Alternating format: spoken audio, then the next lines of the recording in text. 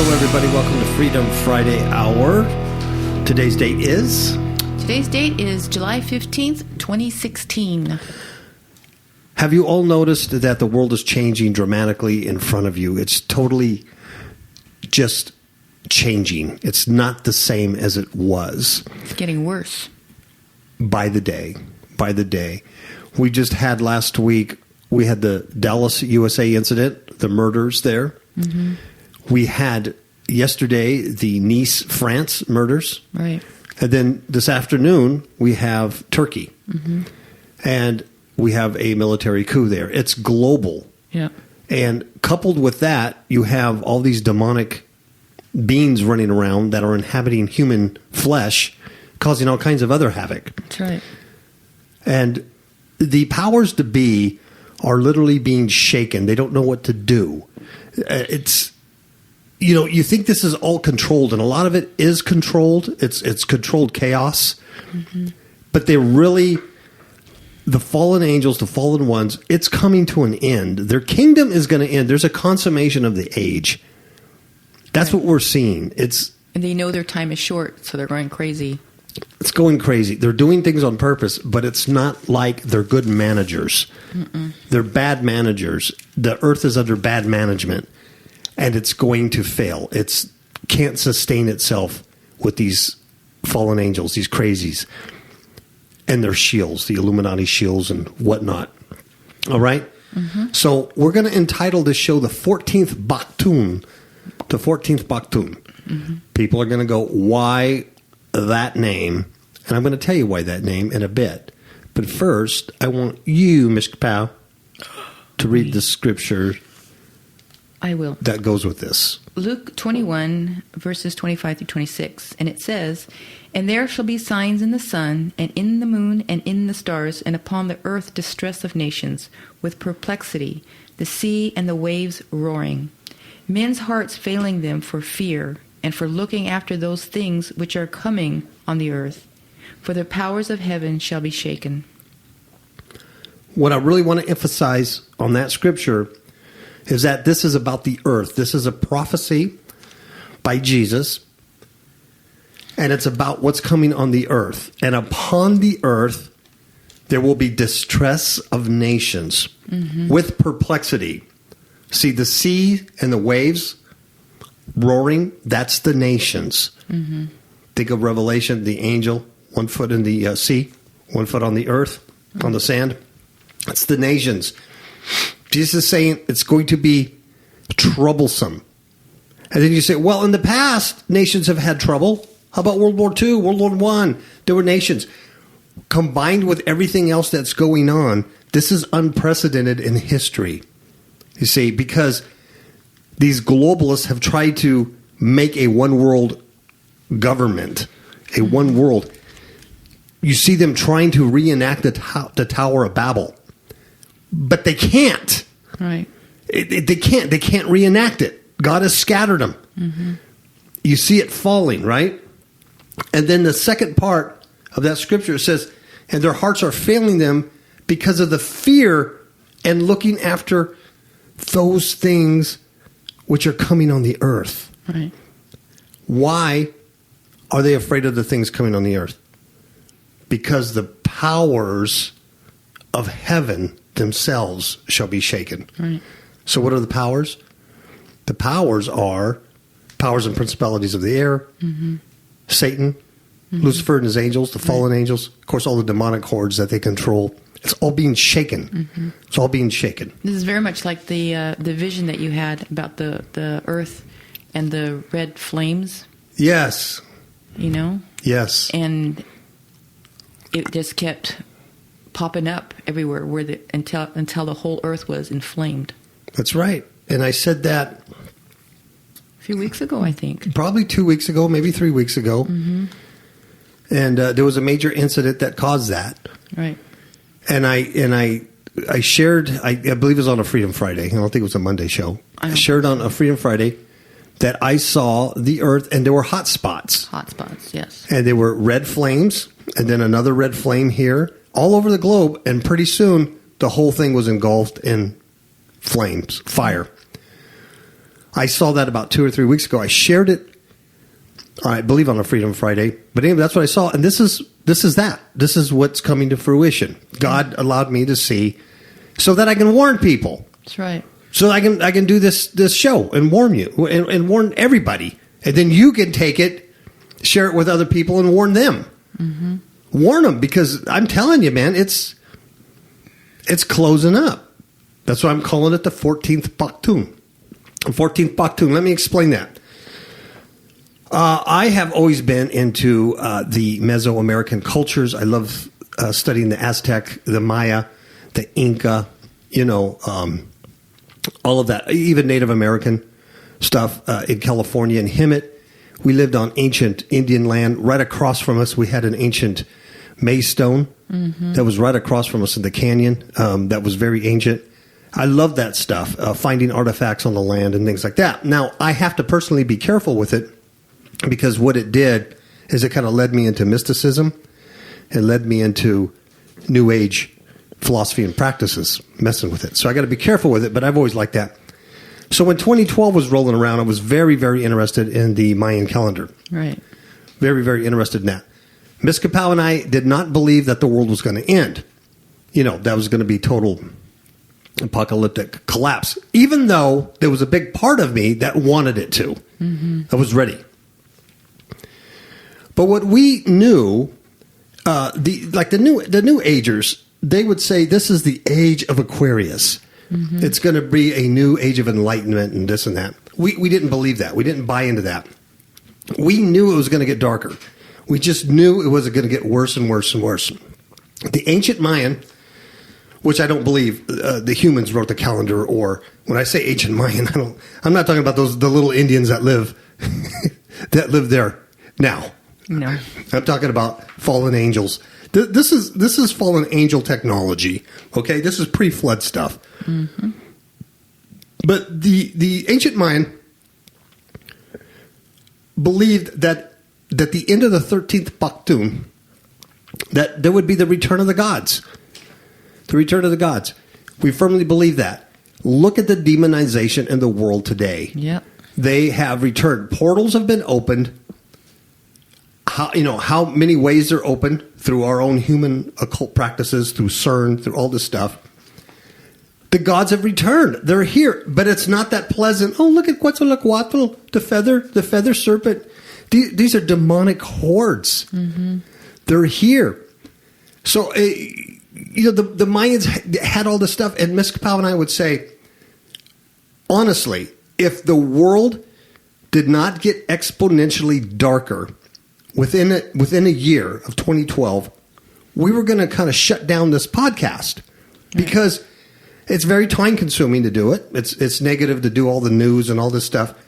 And we get fought really hard. You get fought really hard. It gets tiresome. You guys don't know any of what we go through to get this stuff done.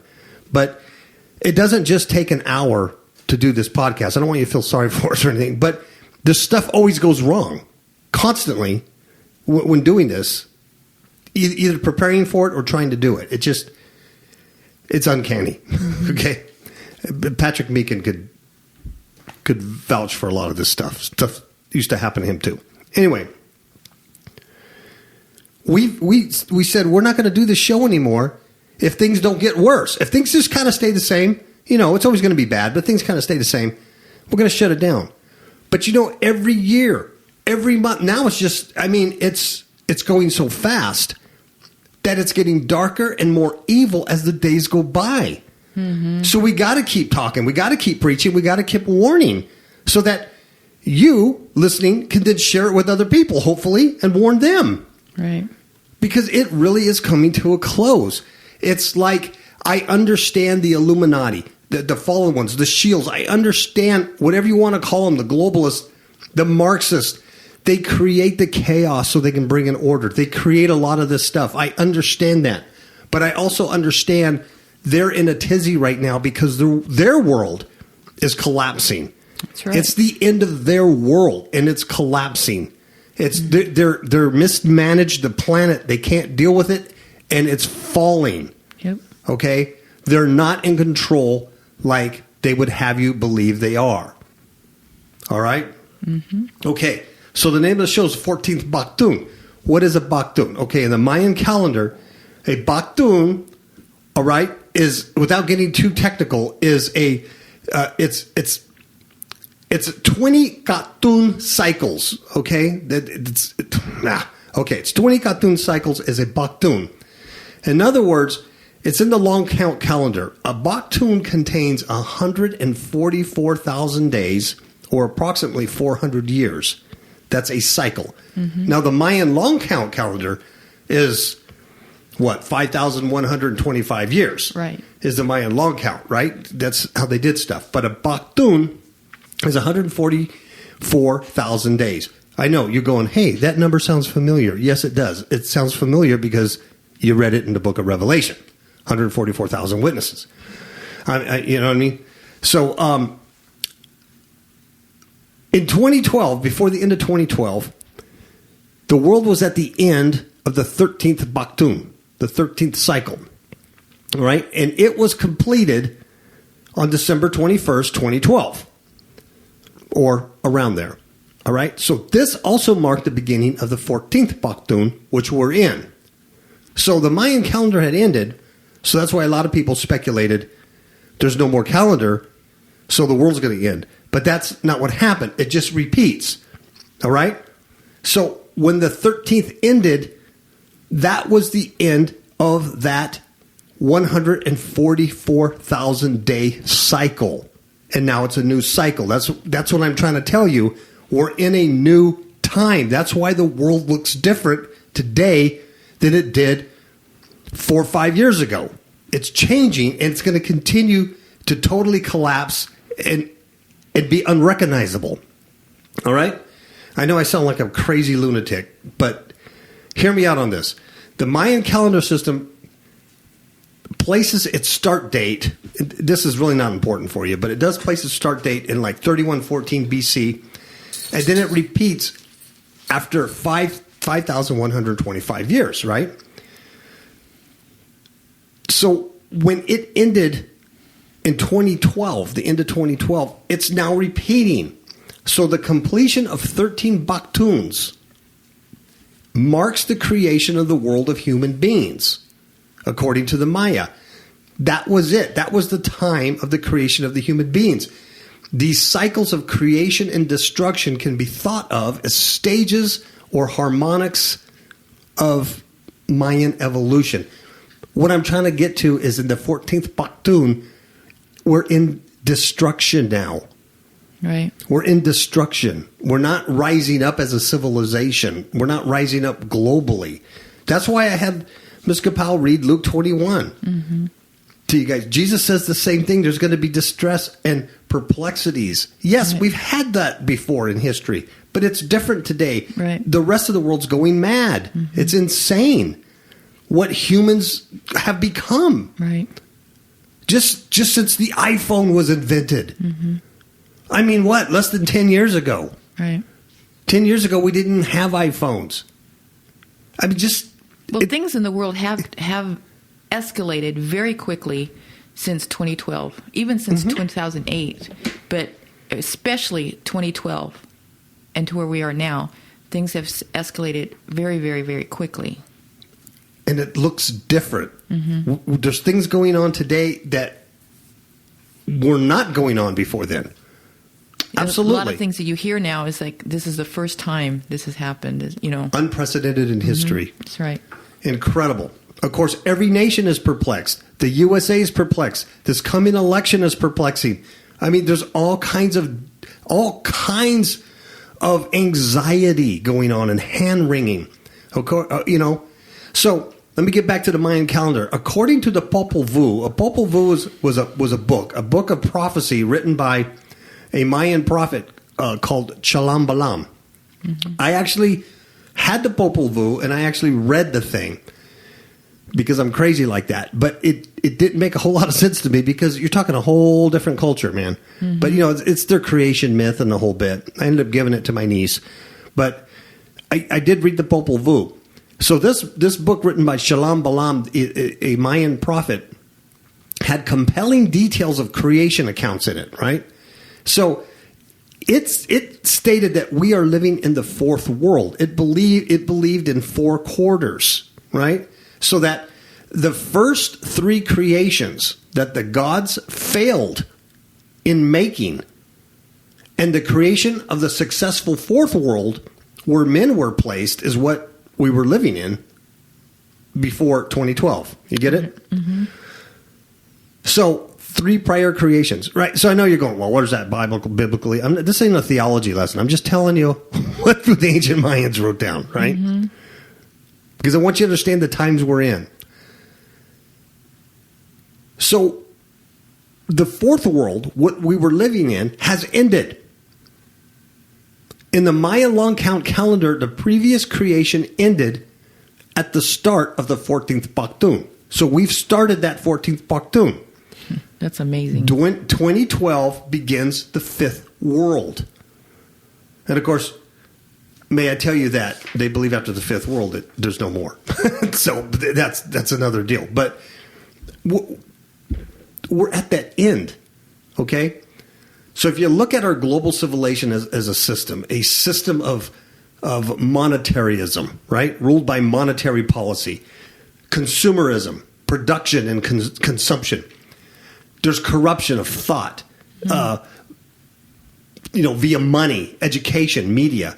It's unsustainable. It does not serve humanity. It does not serve the planet. It's dysfunctional because fundamentally flawed in its design. Because Satan, the power of the air, he's flawed. Mm-hmm. He was perfect in all his ways until iniquity was found in him. So we have to become conscious of the fact that this planet suffers from that bad management. And these managers or rulers are desperately trying to maintain their power, but they're going to fail. That's right. That's what we're seeing globally. They're failing, all right? And so much effort has been expended in maintaining the illusion that we're free. We're free humans, but that is not true. We live under tyranny, but most of us refuse to face it. It's a mass delusion. It's pathological, self-destructive.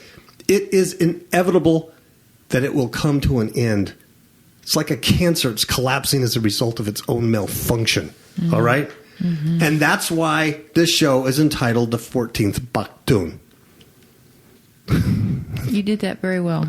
That's a hard one. It is. It's a little quick Maya calendar lesson. But, you can say, well, that's not, Bible prophecy, whatever. I don't care. You just look around you. How can you deny? Exactly. How can you deny it? All right? So, saying all this really makes these coming stories that we're going to talk about really more relevant. Some of them are just so stupid and silly. You're like, what the heck? But they're really relevant in light of where we're at, the collapse. Exactly. Humans weren't doing this kind of stuff before. They couldn't do this kind of stuff before because they didn't have the technology. Mm-hmm. Okay? So, before I get into all the details, we're gonna start talking about this Pokemon Go thing, because this is huge. It is, yes. Then maybe people are going to go, it's just a game. It's going to be fun. This is huge. But we're going to take a commercial break before we do it. All right. I don't know what all this fuss is about these pestilence. I think the scientists are doing a great job. Clueless? In the dark? I think the government's doing a good job. Have no idea what is really going on? I have an app for that. Kapow Radio Show app for iPhone and iPad. Kapow Radio Show app for Android. Get the app. Get a clue. Hey, Vinny. I love politicians. I think they've got my best interest in mind. Get the app. Get a clue. FifthHookMedia.com. Okay, we are back. So the first story is going to be Pokemon or Pocket Monster, right? And then we're going to talk about this little gal who works for the cartel, and she's a murderer. She likes to drink blood and have sex with a corpse. But you're not going to believe this, how this little gal looks. And then we're going to talk about these zombies that take K2, synthetic marijuana, and these Pavlovian dogs that are addicted to social media. And last but not least, you can't fix stupid. We're going to file it under you can't fix stupid. This week's stupid story. Let's talk about pocket monsters, okay? Also known as capsule monsters. Capsule monsters? Or pocket monsters. Pocket monsters. It's a combination of two Japanese words, but we'll get into that. Okay. Last week, a new game was released called Pokemon Go. Now, remember Pokemon in the 90s? Yep. You know? Pokemon was a big thing. And then a lot of Christians came out and said Pokemon was of the devil. They're little demons. And they train kids to do witchcraft and everything like that, right? Right. So now, 20 years later, Pokemon Go comes out last week. It's digitized. And I guarantee you, because the church has changed and Christianity has changed, this is going to be a lot more accepted and not looked at as for what it is. Right. There's one guy out there who's preaching against it, but he's kind of a nut. Rick Wiles of True News View, whatever that is. Rick Wiles, unfortunately, is a sensationalist, right? Yeah. So he's taken this thing, and even though I agree with him that he's saying it is of the devil and demonic, he's also saying that the technology is going to be used by ISIS to hunt down Christians and kill them. So that makes him a nut. And so everybody's making fun of him. So he's the only one on the internet as a Christian saying that this stuff is no good. So, poor Rick Wiles, he's lost some credibility in some other areas, had to do with money and things like that. He likes to raise money to build things that he never builds. So anyway, by saying that, Christians are going to be killed, with this technology is a little sensationalist. And that's what makes him kind of nutty. But I kind of want to balance this out, all right? So here's what I'm talking about. If you haven't heard of Pokemon Go, and if you're a little older, check your kids, man, because it's a free app. Make sure they're not doing this stuff. I'm serious. And I guarantee you, everybody listening to me, you Facebook people, you're going to run across one of your Christian friends that's going to post, something about Pokemon Go. You're going to see it on the Facebook. You need to be warned by this stuff. Yeah. Well, there's little dolls and stuff like that in the grocery store all the time. Yeah. Well, now it has a resurgence, and it's going to be really huge. Yeah. Really huge. All right. Pokemon players are trespassing. They're risking arrest or worse. This is from Yahoo News. Let me give you a little background. Last week, they introduced. Now, Google has a lot to do with this. Google's behind this. They introduced Pokemon Go, and it uses a smartphone, Android or iPhone, an Apple. It uses a smartphone, and it uses geolocation technology on the phone. And it sends the player to real physical addresses. So they get out of their house. They're not playing a game anymore on their couch. They get out of their house. They go to a physical address. And it uses this. And when they look at their phone, they see a demon or a monster at that location. And then they have to go capture it. Wow. They have to capture it. So, in other words, if the geolocation sends them to the White House lawn, these idiots are going to go to the White House lawn to get their demon. That demon. You can see where I'm going with this. So it's something totally unprecedented, totally new. No game has ever done this before. Okay? It's what they call augmented reality. Because they're in reality. They're going to a physical place. They're driving, picking up demons while they're driving. The reality is then augmented through their phone that they see this little monster. Wow. That's the basic way this game is working. All right? So it's called Pocket Monster or Pocket Monster or Pokemon. The Christian Apologetics Research Ministry, which is usually pretty good, back in 2007 did a whole research on Pokemon. It came out and said it was demonic, occultic, and satanic, and warned the Christian church to stay away from Pokemon. Right? Right. That was in 2007, I believe. The guy wrote the article. I just saw today where last week he updated that article and said Pokemon Go is now on the rise, a big thing, and that he said he discovered his daughter had it on her phone, and the daughter tells him, this original writer who condemned it, right. The daughter tells him, oh, there's nothing occultic or demonic or anything wrong with it. It's fun. Yeah. And so he's like, okay. So he downloaded the app on his phone, and now he's going to test it, and he'll get back to us. Yeah. So actually he's recanted. Yeah. And this is the Christian Apologetic Research Ministry. Wow. Look them up. So that makes me really nervous. Now, there was some stuff last week that came out and said that the inventor of Pokemon Go stated that it was satanic. It was definitely anti-Christian. And its goal was to, kill Christians and change stuff like that. Mm-hmm. That's where Rick Wiles got a lot of this stuff. He jumped on it. Right. And now, a lot of people are going to go to his website and, he can get advertising dollars or whatever they do there. But that is not true. You go to snoops.com. That's a hoax story that was done. The owner never said that. He was allegedly supposed to say that on a Times magazine interview. It never happened. So forget that. If you see that on the internet, you see that on Facebook, that's not true. It. Okay? That's not true. Even though I do believe it's demonic and satanic and occult and anti-Christian, that's not what he said. Right. All right? The other thing that's disturbing about this is that churches are digging it. There's some churches in England. Of course, the USA is going to do this because the app is sending its players to like gymnasiums and stuff, physical locations. Mm-hmm. A lot of these gymnasiums are located in churches. Right. So these churches are reporting there's hordes of young people showing up at their front door with their phones are up in the air to find the demon. A good place to go, find demons in church, because that's where they're at, right? That's right. They are there. But okay, so this one pastor says, we welcome them. They're using it as a tool for evangelism. He encourages his congregation to talk to them about Pokemon Go and also download the app on their phones so that they can play the game and then do a bridge of relatability to them, and then they can tell them about other things, evangelize them, right?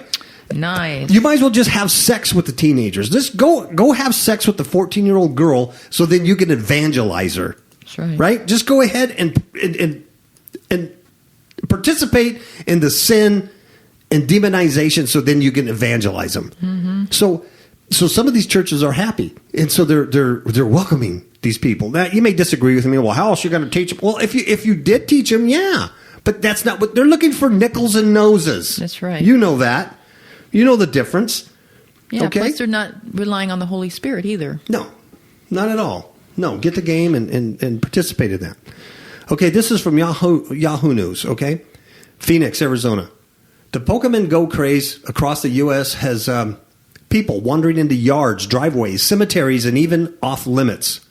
Police parking lot. Wow.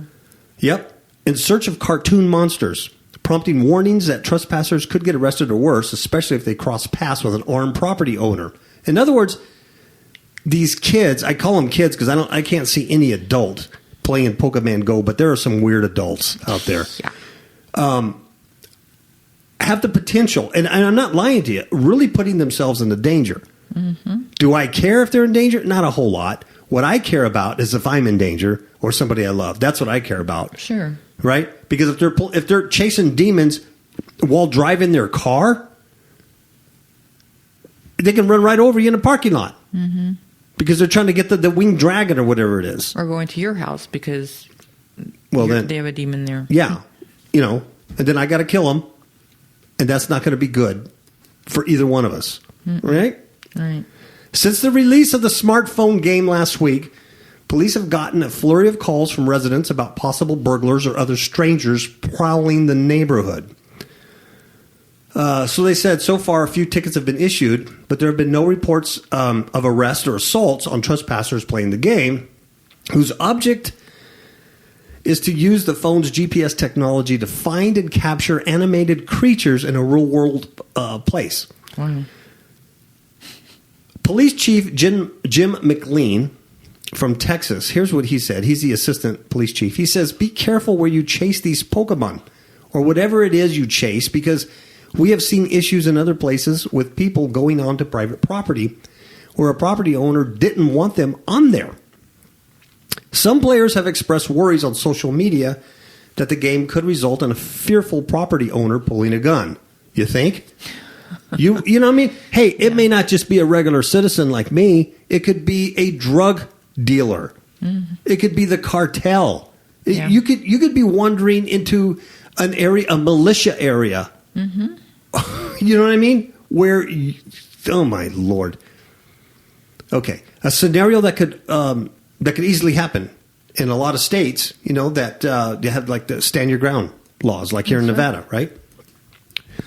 McLean's department posted a Facebook warning Monday after officers spotted a man playing a game in a section of a police parking lot where the public isn't allowed.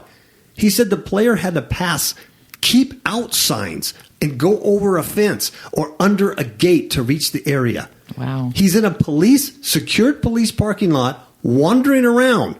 The guy says, I'm not sure how he got back there, but it was clear what he was doing. He was playing Pokemon game with his phone up in the air. Wow. In a police parking lot. That's crazy. Well, that's a good way. That's a good way to, especially with the deaths of cops. Yeah. And these terrorist attacks and stuff. Really? Mm-hmm. I know. Stupid. You know what could happen to you? Yeah. In Utah, right up the street here, this kid named Ethan Goodwin, he's 17 years old. He was slapped with a trespassing ticket. It cost him up to $200. He and a couple of friends went on an early morning Pokemon chase at an abandoned grain silo. Mm. He managed to catch 3 creatures there. Here's what he said. I wouldn't say it was worth it, but I would say I'm glad I have the Pokemon I have now. Because he got those 3, you collect those creatures, right? He joked. He added, it's a dumb game, really, really stupid. Of course it is. It's stupid. I hope you guys are tracking me. What this is bringing, it's conditioning these kids to look at real places for unseen things. That's right. It's conditioning you to accept these demons, and you're collecting them. And the reason why you collect them is for power, because you can then use them against other Pokemon players. That's right. It's witchcraft. This is nothing to mess with, and I guarantee you Christians are going to get involved in this nonsense. Sure they are. It's really bad. Yeah, it says every time the app is opened, the warning comes up, and it says, beware of your surroundings. And they also have to agree to the fine print saying they can't enter private property without permission.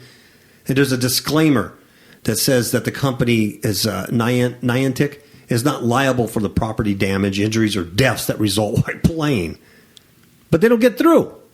In Phoenix, police have started posting like warnings on their social media saying, don't go chase this Charizard or this dragon or whatever on somebody else's property, especially after it's dark. And they said that several officers have responded to several calls about players trespassing. Right? Gamers are also being warned to watch for traffic and not to drive while doing the app. One woman in western Pennsylvania said that her 15-year-old daughter was hit by a car while playing the game and crossing a busy highway. She was hit by a car. Because she wasn't paying attention. Well, she's chasing a dragon, looking at her phone. The girl was hospitalized with injured collarbone and foot. Cuts and bruises, says her mother. She was lucky. Mm-hmm.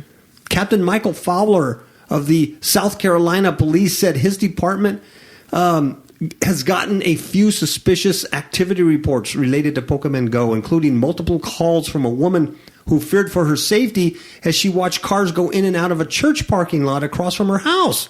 She says, I don't know what they were doing. Last time I heard about Pokemon was back in the 90s. Another guy, Lieutenant Lex Bell of the Unified Police Department in Utah, said officers outside of Salt Lake City have responded to similar calls. Most come after dark, with residents saying they believe motorists driving slowly through their neighborhood may be casing their homes. In one instance, a woman mistook a few glowing cell phones for flashlights as players hunted characters near her daughter's car. Wow. Cemeteries. Several cemeteries, including Arlington National, outside Washington, have expressed worries about players on their grounds. At Mobile Memorial Gardens in Alabama, the president there, Timothy Claiborne, said he's seen visitors walking or driving around with phones in their hands playing the game. He's asked people in about 36 vehicles to leave over the past couple of days, earning him the title Chief of the Pokemon Patrol. He says, I just think we need to continue to have respect not only for the dead, but for those who are grieving for the dead. So Wow. you can see what this is doing, right? I mean, it's making these kids crazy. Yeah. It's making them crazy. So is Pokemon Go evil? Is it dangerous? Is it demonic? Well, the logo has a big 5-pointed star with a little ugly Imp. horned Yeah. demon, and it's called Pocket Monster. It's exploded over a week. It's exploded. The digital world. See, that's a red flag right there. It says the public is embracing it. It's making headlines all over the planet. You see, White Turkey is being is a military coup. While 80 people are dead in Nice, France, while cops are being killed in Dallas, Right. while all this Black Lives Matter stuff is going on, and what are the kids doing? They're playing a stupid game, chasing demons around. Of course, it's the 14th Baktun. Sure. All this stuff has to come together for it to collapse. You can't have intelligent people, or it couldn't collapse, right? Right. This is like irritating me. They're zombies. Yeah, it says it was launched. This game was launched, and in 7 days, it became an international phenomenon. It's the first mass market video game to successfully blend the real world and the digital world together in a way that the public truly embraces. It's making headlines all over the world. At this point, it has almost as many daily active users as Twitter does, and Nintendo's stock price is going crazy as a result. On Monday, it shot up 25%. On Tuesday, it surged another 13%. In other words, Nintendo is now worth billions of dollars more than it used to be. But there could be a dark side to this, right? I mentioned that it's called augmented reality. And it's bringing people together in a new and interesting way. In fact, the Washington Post had reported that a lot of people are actually ending up in church as they hunt Pokemon creatures. And I mentioned that. They're going to church parking lots. But not everything is unicorns and lollipops with the new game. Over the past week, we have seen people commit robberies at Pokemon Go locations. What's happening is that the players are getting robbed. Remember I said they're going to be sent to areas that are not good. Can you imagine going into the ghetto looking for your little monster? So people are going to get hurt. Yep. Okay, this report comes from a guy named Ricky Chaparro, and he says new reports are now coming in on the practical dangers of the game, such as a recent report out of Baltimore where multiple people were robbed playing the Pokemon Go game last week. According to the Baltimore County Police Department, and then there was personal security concerns that have surfaced as a new report indicated. Now check this out. Players that have logged into the game using their Google account. See, Google has something to do with this. It uses Google Maps. Of course, yes. It's not just Nintendo, this other company. Google's involved in this. People logged into the game. It's free right now. Why would it be free? Because they want you to. It's enticing. Yes. When you log into this account using your Google stuff, they have given the app permission to go through all of their Google data, including emails and website history. Wow. We talked about Pocket Monster. The word Pokemon is a contraction of two Japanese words, Poketo, is that how you pronounce it? And Monsut, Poket, meaning pocket monster. Of course, a monster is a creature, ugly, frightening. Synonyms are rascal, beast, demon, brute, imp, or devil. Even the Washington Post admits that these are creatures such as Flaming Demon in Pokemon Go. Players progress through the game, then they collect these monsters and demons, they train them, and have them fight against Pokemon owned by others. Wow.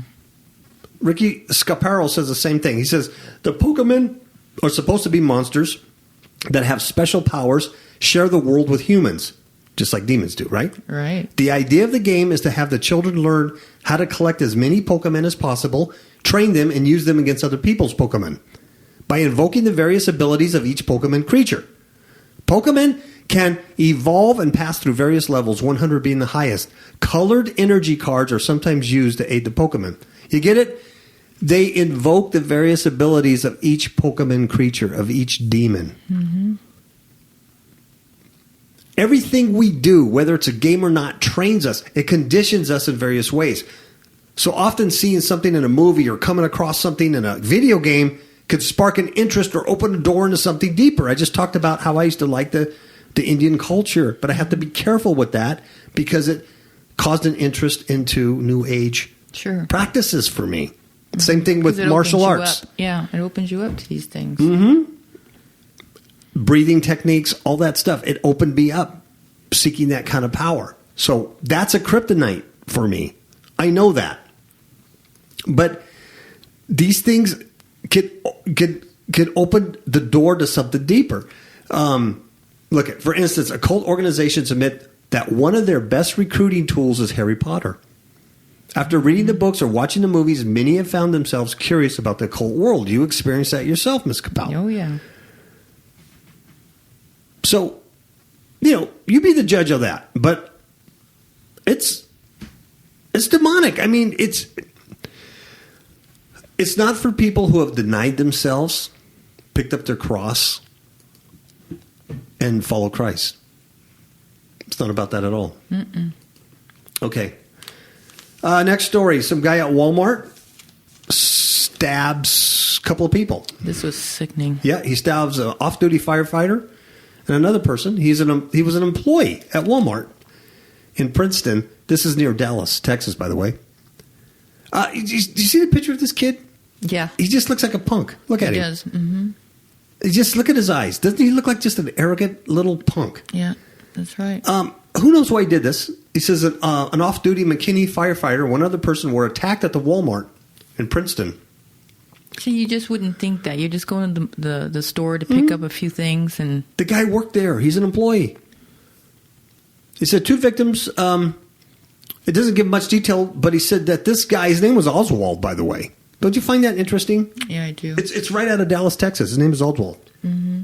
Frederick Oswald of Princeton. Interesting. Oswald was reported. It kind of looks like Oswald. To tell you the truth, look at his picture. Yeah, that dead look. It does. Yeah. He was reported to be doing work for Walmart at the time of the incident. Both victims are out of surgery and expected to make full recovery. Mm. The Walmart employee, Nicholas Martinez. Oh, I'm sorry, Oswald. What? Wait, who's Oswald? The 2 victims are identified as McKinney, Fire Department's Battalion Chief George Cook of Princeton, and Frederick Oswald of Princeton. Oh, okay. So it's okay. So the stabber is Nicholas Martinez. Yeah. Okay. 20. He still looks like Oswald. Allegedly slit the firefighter's throat from behind with about 200 to 300 shoppers inside the busy store. See, they're very blatant now too. Yes, they're out in the open. They don't do things in the night or in the dark or secretly. In secret. They're just out there in public. Slit the guy's throat from behind. You know what it would take for a human to do that? I mean, one, you'd either have to be highly trained, a trained assassin, or possessed, by the devil.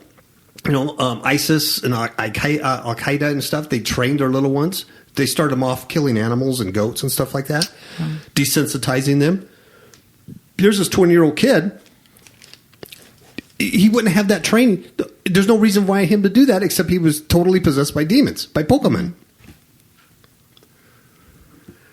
He does this in front of horrified onlookers and other workers, and then he simply walks out of the store. Yeah, where he's arrested. You're not expected to see that at a store. No. So yeah, it's very shocking. Crazy, crazy, crazy. And it's trauma to everybody that's seen it. Yep.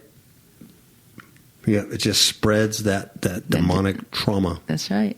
and affects them. Folks, you have to go to our Fifth Hook Media on Facebook, right? Facebook.com/Fifth Hook Media.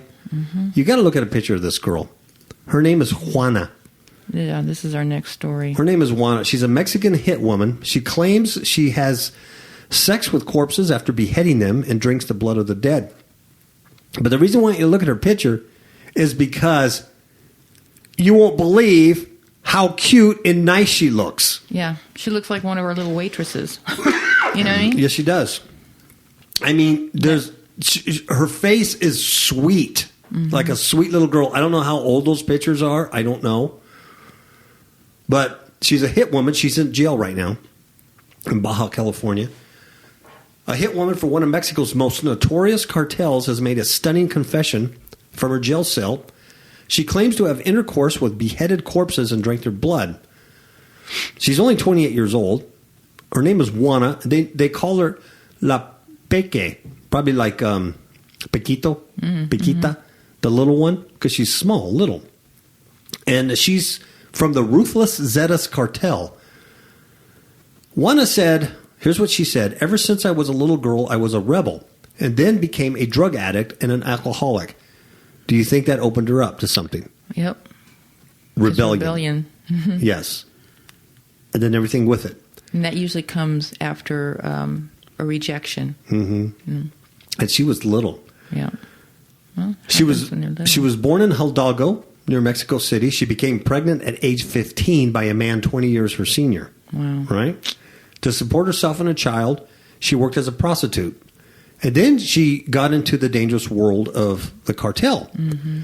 She started off as a lookout for police and army patrols. All right? And her job entailed, 8 hours looking out for these things. And she'd get punished if she didn't do well. And during her time working for the cartel, she said she witnessed a host of gruesome moments, including a man's head being smashed open with a mace. Oh, see, so her mind was being conditioned. Mm-hmm. It's very same Trauma. thing with the Pokemon thing. Conditioning the mind, opening yourself up to these experiences over and over again to where you become desensitized. Mm-hmm. Yeah. And the trauma, the demonic trauma. Plus, she's already started off in rebellion and alcohol and prostitution. So, right? So this is the door that's open that she's walking through. Mm-hmm. She says, I remember feeling sad and thinking I did not want to end up like that. But her aversion to blood did not last long. Yeah. You won't believe these pictures of her. I mean, look how sweet she looks. She really does. And she's in these pictures, she's actually wearing a cartel hat that says cartel. So she said that she began to feel excited by the blood, seeing the blood, and then she began to rub herself in it and bathing in it after killing a victim. She said, I even drank it when I was still warm. Gross. I was still warm. She insinuated as having had sex with the cadavers of those decapitated, using the severed heads as well as the rest of their bodies to pleasure herself. Nasty. So she's awaiting trial. Unbelievable. You get a chance, go look at her picture, read the story. Unbelievable. But we talk about this and post this because you see the return of the gods. Mm-hmm. There's a person, you don't do stuff like that. You don't just wake up one day and go, I'm going to drink the blood or something. I'm going to bathe in it. I'm going to have sex with a decapitated corpse. I'm going to kill people for the cartel. Mm-hmm. That just doesn't happen. No. See, these gods that have come back, they're in spirit form. Yes. So they have to inhabit a person or an animal, something tangible, in order for them to do their works. Mm-hmm. Absolutely. Another way people are getting demonized is through K2. It's synthetic marijuana. Oh, that's nasty. Basically, it's this potpourri stuff, that they're selling. That's legal to sell. This is amazing, and it's actually turning people into zombies. You talk about getting demons. Mm-hmm. This is what I'm talking about, folks. It's the whole globe. It wasn't like this. It wasn't this bad before. This is amazing. This is from New York. 33 people hospitalized after K2 overdoses. There's a whole area there in New York that they call Zombie Land. Wow. Because everybody's on this stuff. Zombie Land. Yeah, the synthetic drugs are really bad. Mm-hmm. You know, because you don't know what's in them. No. And it says they got a bad batch of synthetic marijuana. It's all bad. Dozens of half-dead people blindly staggering through the streets of a Brooklyn neighborhood known as Zombieland. Oh. Propping themselves up against fire hydrants, vomiting foam down their shirts. See, even the drugs aren't the same. Mm-mm. You know? Even the drugs are different. The apocalyptic scene wasn't for a movie. The victims had apparently smoked a bad batch of synthetic marijuana known as K2. 33 people had to be hospitalized. It's a good thing they got good medical insurance, huh? Who pays for that? We do. Taxpayers pay for that. You think these people were worried about their finals at the university the next morning? Nope. How about showing up to work? These people don't work. They don't contribute anything to society. That's what I'm talking about. It says it looked like a scene out of The Walking Dead. Mm. These guys were wandering around, stumbling all over the place. They were completely out of it. They didn't know their whereabouts. Some couldn't even get off the floor. One guy was even trying to hold himself up against a fire hydrant. It was ridiculous. He says, look at these dudes. They can't even stand straight. He says this in a video. He says, while walking through the junky wasteland, panning to people, because he was videoing it, people passed out on the concrete. This is crazy. Now, cops said the druggies started dropping like flies about 9:40 a.m. in the morning. That's pretty early. With most of them being found on the sidewalk and subway platforms near Broadway and Myrtle Avenue. A notorious spot for K2 users that has been dubbed Zombieland by cops and residents. That area is ground zero for K2 addicts, a police source said. They have people there who are zonked out on K2 all the time. Right? Here's why. The pictures, too, are very horrifying. Oh, it's sad, they're screaming like they're demon possessed. It does look like one of those movies. Mm-hmm. There's a store at the corner that sells it, and there's a methadone clinic nearby. Wow. So these guys were addicted to heroin. Now they're addicted to methadone, and then they just go and get their synthetic K2. It is believed that people who go to the methadone clinic are also using K2. They're drug users. The victims were taken to the hospital, and they're expected to survive. The majority of these people who were doing this were young teenage guys who hang out in the streets. They initially received a call for multiple overdoses. 33 of them. Wow. Yeah, interesting number, too. Yeah, 33 of these. So, anyway, they're trying to control it, but they can't. They're just like Zombieland there, and it's not against the law. It's not against the law. They can sell it at the store. It's not illegal. So these people take this stuff, they smoke it, and they turn into a demonic zombie. Mm-hmm. And you know that this stuff doesn't just get out of your system and they're like, oh, I'm okay. No. Yeah, you're messed up. Okay, speaking of zombies, now this kind of goes with Pokemon. This study was done on teenagers. It wasn't done on adults, so it's just on teenagers. I'm not picking on the millennials, but this is what it was done on. This is how social media affects your brain. They're like Pavlovian dogs. You remember, Pavlov, the bell, when you ring the bell, the dogs would salivate? Yeah. Mm-hmm. That's what this is. But, they usually do attack the children first. Yeah. Because, we're on our way out. Yeah. But you can change children. Yeah. And the thing is that this is the future. So if you mess up the future, there's no future. Mm-hmm. It's all messed up. This was a study done, researchers at the UCLA Brain Mapping Center. And they used a MRI scanner to image the brains of 32 teenagers as they used a bespoke social media app resembling Instagram. And by watching the activity inside different regions of the brain, as the teens used the app, the team found certain regions became activated by likes. Mm. With the brain's reward center becoming especially active. Mm-hmm. Now this is interesting. When the teens learn that their own pictures have supposedly received a lot of likes, they show significantly greater activation in parts of the brain's reward circuitry. It's the same group of regions responding when we see pictures of a person we love or when we win money. Wow. So getting a social media like for one of your pictures or a lot of likes, it's just like if they won the lotto or they see someone they love. Mm-hmm. The same circuit is activated. Do you know how that could be used to train a Pavlovian dog? Yeah. Amazing. All you have to do is put some propaganda out. ISIS is good. Mm-hmm. Oh, I put an ISIS picture out. I got 100 likes. I'm popular. Oh. And it's the company giving you the likes. It's not even real people. Mm-mm. It's very deceptive. It's witchcraft. Yeah. And because you get this reward, you're like, oh, that's really cool. I'm going to do more of that. I'm going to join ISIS. Because the whole thing is about acceptance.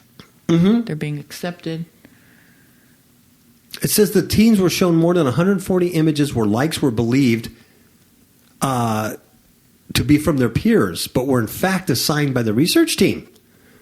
Scans revealed that the nucleus accumbens, part of the brain's reward circuitry, was especially active when the teens saw a large number of likes on their own photos, which could inspire them to use social media more often. Sure.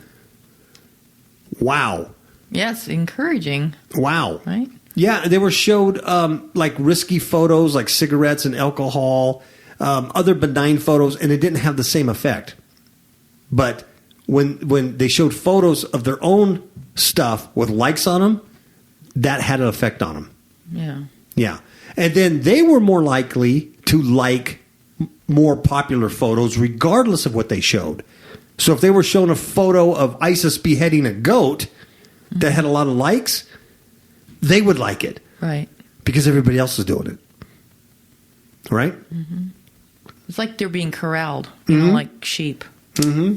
It says reward circuitry is thought to be particularly sensitive in adolescence. It could be explaining, at least in part, why teens are such avid social media users. And of course, this has a lot of implications in social media and how it changes the brain and how things are just changing. It wasn't like this before. Right. Yeah, that's what I said earlier. It's changing, and it's actually changing the circuitry of the brain. Right. And so instead of looking at a person face to face and seeing their expression, where you know your message is getting across, and whether they like it or accept it or not, it's done through digital likes. Right. Which may or may not be real. Scary. Yeah.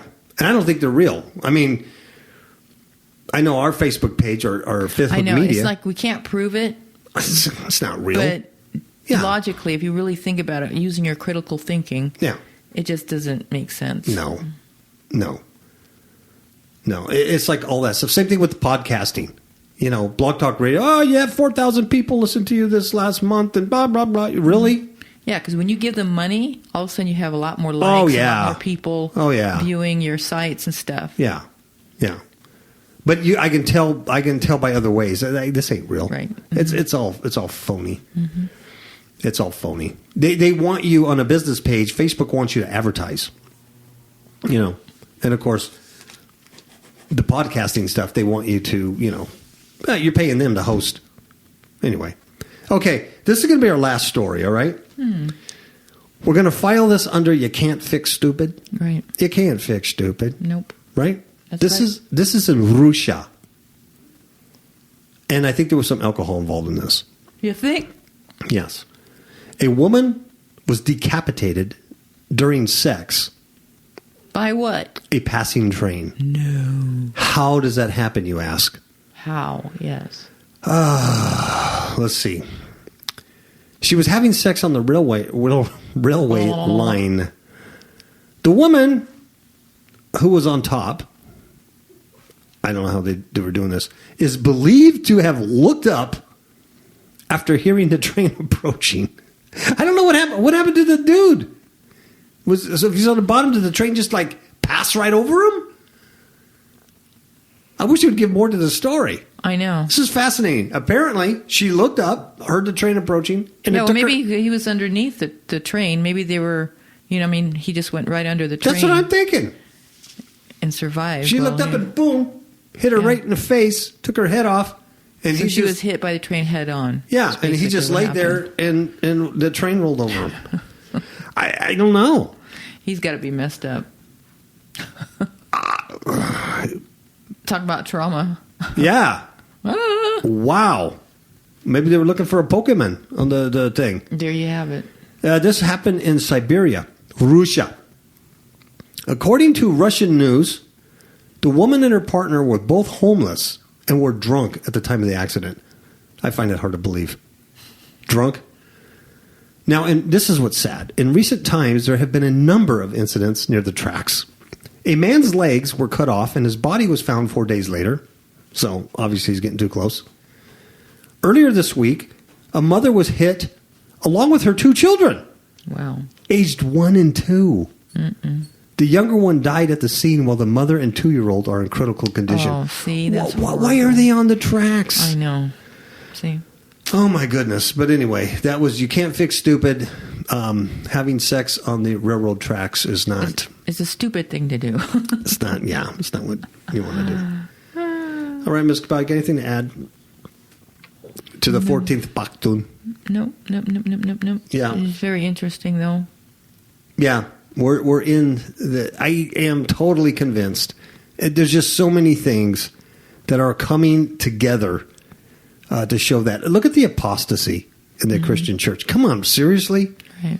Can I mean? I just mentioned Pokemon, and I just mentioned that in 2007, the Christian Apologetics Research Ministry had come out and condemned Pokemon as being occultic and satanic.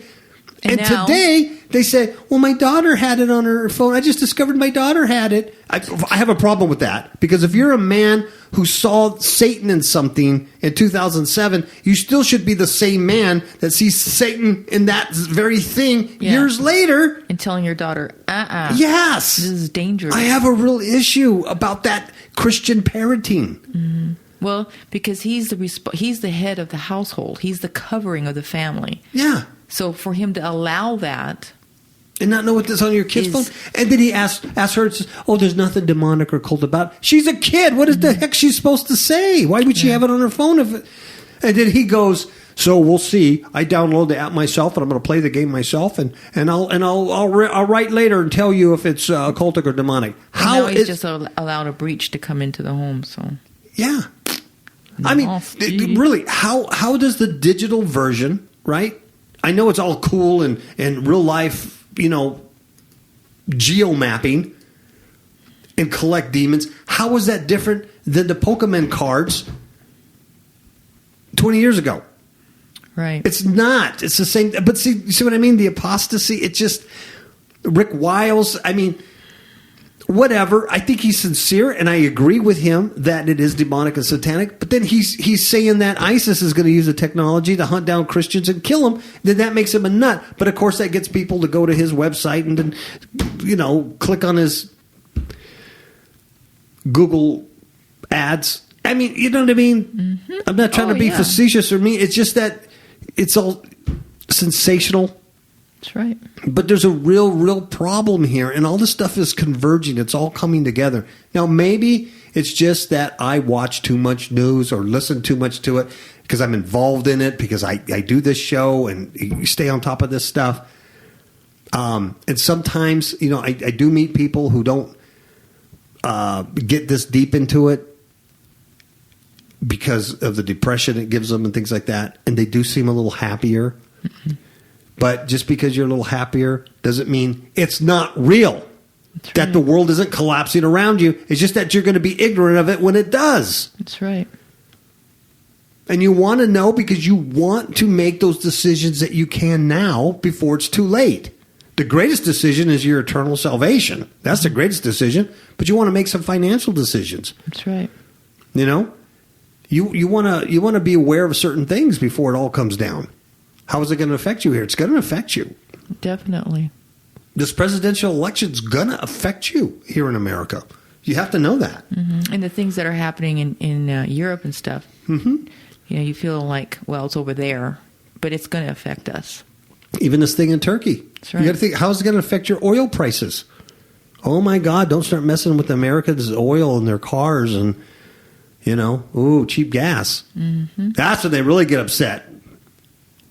You know what I mean? That's right. Everybody else around the world probably pays around $10 a gallon. Here we're still paying $2.50. Don't mess with the gas. See, but how's it going to affect you? You got to know these things. Right. Anyway, 14th Baktun. That's what we're in, and there's no other. The calendar's ended. My calendar. Yeah. That's a lot done. of things are ending. Yeah. And so according to the Popol Vuh, there's 5 stages, and 4 stages, we're in the 5th stage. The 4th is gone. Now, that's not Bible prophecy. I can sit here and read you Nostradamus, I guess. You know what I mean? I'm just saying, look at this stuff in context. Mm-hmm. Of course, let's just read the scripture that we read earlier. Yeah, let's just read that again. That was in Luke 21, verses 25 through 26. And there shall be signs in the sun, and in the moon, and in the stars, and upon the earth distress of nations, with perplexity, the sea and the waves roaring, men's hearts failing them for fear, and for looking after those things which are coming on the earth. For the powers of heaven shall be shaken. And if you really listen to people, you can hear the fear. Oh, yeah. They're afraid. The future looks bleak. Yes. And it is bleak for them. I feel sorry for young people. I do. I really do. I really do. It's like, man, it's... Well, I was with some women a couple of days ago. They have grandchildren. Mm-hmm. And they mentioned how crazy the world is and how they fear for their grandchildren. Mm-hmm. The future doesn't look bright. It's not the same. You used to be able to go get a good education, come out there with a degree, get a good job, build your income. You'll be able to buy a house, have the white picket fence and the dog, and wow, that's not over. Like that now. Mm-mm. You can spend the rest of your life paying off student loans now. Mm-hmm. And paying for everybody else. Yeah. That's just it. Oh, that's what they wanted to do with Obamacare. Want the young people to pay for all the old people. Mm-hmm. Or sick people, I should say. Come on. Yeah. Man, it's not the same. So anyway, I'd like to end on that positive note there. So you guys have a good night and, have some Sweet chocolate. dreams. Sweet dreams. Yes, it's all fine. Don't let the aliens get you. Don't let the Pokemon get you. Hey, you folks know what I'm talking about, right? Yeah. And if you look at the grocery store and at Target or Kmart, wherever you go, you'll see those Pokemon dolls. And now why are you seeing them right before that game wasn't even released till last week? Mm-hmm. But see, all that marketing. Yeah. They made it an internet success. Mm-hmm. They made it. It wasn't by accident. No. Google behind all of that. They're behind me even talking about it. They're controlling my brain. Hey, speaking of weird markets, I mean, we're going to end here because we've gone kind of far, but I just want to tell this. I just want to tell this quick story about Johnny, Crazy Johnny. Oh yeah. We know this guy here. He's like one of us, but he's like one of us, but maybe like on steroids. You know what I mean? He's boy. His eye. Let me put it this way: his eyes are so opened to stuff that they burn. I mean, his doctor, my eyes. You know what I mean? This guy, he's one of the construction workers around our community, and he does he puts in cabinets and stuff like that. He was in our home this last year because we had some warranty work done, and we met Johnny. And he loves Jesus, and he wears the Jesus hat and the Jesus shirt, and he'll talk about Jesus. But he's got a real unique ministry. He works for Mormons, and he witnesses to these Mormons. He's reaching people that you and I could not reach, and he has no bones whatsoever preaching the gospel of Christ all the time. But he's also very much into like what we talk about, right? He's into like what we just got done talking about. Yeah. And he sees all this stuff. He understands these things. His eyes are very open. He's a recovered drug addict. He was deep into the drugs. He was deep into the occult. So he understands all of this stuff. He's probably what now in his late 30s? Oh yeah. He has a 19-year-old daughter and stuff like that.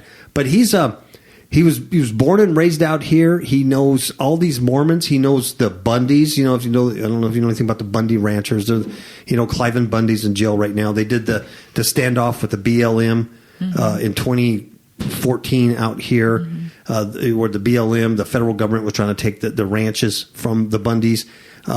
They did the Oregon standoff, things like that. He's friends with all those guys. Those guys are Mormons, if you don't know that. He's friends with the Minutemen and some of the militia guys out here. He owns property where a bunch of former military veterans there. So he has a big ministry with these guys. He told me the other day, because I've talked to him twice this week, but he told me the other day he has a former military guy living on his compound, and who's in his 60s. The guy's not a Christian, but he told Johnny, he said, "This is the end, Johnny. This is it." Wow. He says, "What's going on in the world? This is it. And he's not a Christian." Pretty scary. Yeah. And he was, I don't know what this guy did in the military, but he spent a lot of years doing that. He's all messed up now, and that's why he lives, in Beaver Dam. But anyway, Johnny witnesses to everybody, and he does it old school. He doesn't use the smartphone or nothing. He has like actual pieces of paper on him that's highlighted and drawn, and he's like crazy, right? And then if you don't know what he's talking about, I mean, because he's talking about all this stuff, and he's crazy. But here's what he told me the other day, just a couple of days ago. He told me he was in Walmart, our local Walmart, and he was in that 15 item or less checkout stand. Oh, yeah. Right? Yeah, he says, not the regular stand or the self-serve, but the 15 item or less. And he says, have you noticed that Walmart has the hexagram? It's a 6-pointed, star or whatever. And he says, so he's standing in line in Walmart, and you know where they put the little bags in that little circle thing? He goes, he says it's a 6-pointed star, that little thing. He goes, there's 3 bags like on one end and 3 bags on the other end. And he notices it because he sees all this stuff. And he says right on the top of this, I'm going to call it a turnstile, right on top of this turnstile is written the words, there's a sticker, and it says, think 6. Think 6. So Johnny starts thinking 6. Like, what? There's 3 bags, 6. There's 6 stars, 6. So he's bold as a lion when it comes to the Lord. He's bold as a lion. He asked the clerk, hey, what does this mean? Think 6. And she says, well, it's part of our policy to not put more than 6 items per bag. Wow. 6 items per bag. That's what it means. So that sticker is for them to remind them, think 6. No more than 6 items. So then Johnny begins to calculate, hey, there's 3 on this side, 6 items in each bag, 6, 6, 6. There's 3 of them, 6, 6. And there you have it. Anyway, it's just kind of an interesting little factoid that he noticed. So I haven't been to Walmart since, but next time I go, I want to go through that line and check it see out. the Think 6 there. What it is that this symbolism is just like Johnny points out, it's everywhere. It's all around you. Yep. 5-pointed stars are everywhere. They're all around you. Well, I know when we did that whole study on symbols and stuff like that, we had that book. Yeah. I mean, your eyes just open and then you start seeing all those things. Everything. And you'll see it in company logos. You see it, their little pyramid designs. It's just all around you, everywhere. It's absolutely amazing. In fact, I want to get on this study. I want to do this study on Jesus being the not only the cornerstone but the capstone. That's right. There's a psalm that talks about the Savior being a capstone, not just cornerstone. And then you think about the Masons, how they removed Jesus or God as the cornerstone and replaced it with themselves. They do the oil and the wine. They do the ceremonies, and they lay down a cornerstone for a building, the Masons. And then on the back of your dollar bill, the Masons, they put the pyramid with a missing capstone with the all-seeing eye. Well, Christ being the capstone in Psalms. See, no one would know that kind of stuff unless you were deeply involved in the ancient Jewish religions. That's right. Right? I'm talking Kabbalistic Jews. No one would know this kind of stuff. So it's not just a bunch of fraternity brothers screwing around. They know this deep stuff. Everything's a mockery. Everything's Antichrist, see? That's right. Anyway, I'm going all night. I'm going all night. Give everybody a ciao. Ciao, baby. Good night.